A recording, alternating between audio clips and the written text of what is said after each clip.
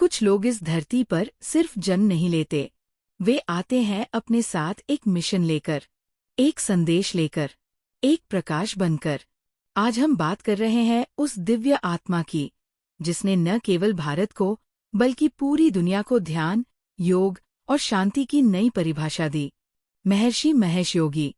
12 जनवरी 1918 छत्तीसगढ़ के पवित्र नगर राज्य में एक बालक ने जन्म लिया, जो आगे चलकर विश्व मंच पर भारत के आध्यात्मिक ध्वज को लहराएगा। हालांकि कुछ स्रोतों में उनका जन्म स्थान जबलपुर भी बताया गया है, लेकिन एक बात स्पष्ट है, उनका जीवन भारत की उस परंपरा से जुड़ा रहा जो आत्मा की गहराई तक जाती है। उनके पिता एक सरकारी अधिकारी थे, राजस्व विभाग में कार्यरत। बचपन जबलपुर में बीता, वहीं के हितकारिणी स्कूल से प्रारंभिक शिक्षा प्राप्त की।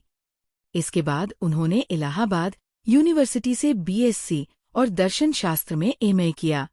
शिक्षा पूरी करने के बाद उन्होंने कुछ समय तक साधारण जीवन जिया, लेकिन उनके भीतर कुछ असाधारण चल रहा था। एक दिन जब वो रास्ते से गुजर रहे थे, उन्होंने स्वामी ब्रह्मानंद सरस्वती के प्रवचन सुने और वहीं से उनके जीवन की दिशा ही बदल गई।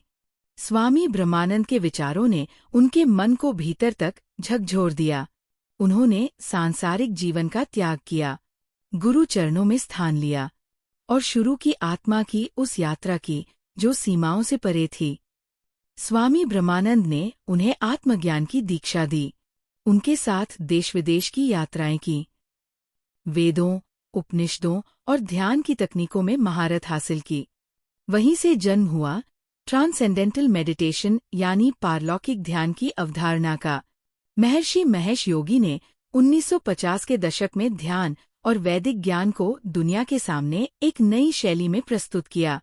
उन्होंने बताया कि ध्यान सिर्फ एक धार्मिक प्रक्रिया नहीं, बल्कि मानव चेतना के विकास का वैज्ञानिक तरीका है।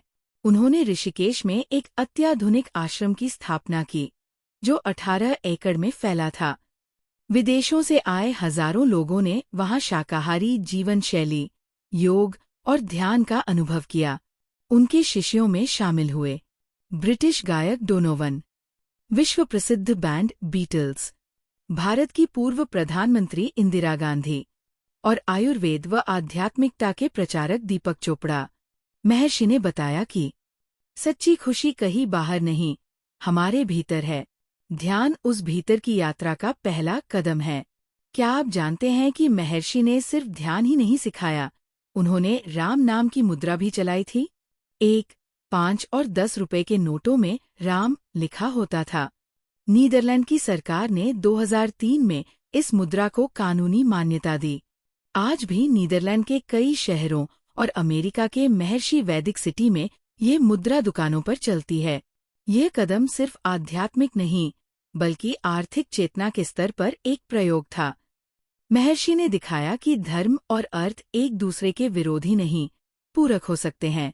1970 के दशक में उन्होंने नीदरलैंड को अपनी कर्मभूमि बनाया।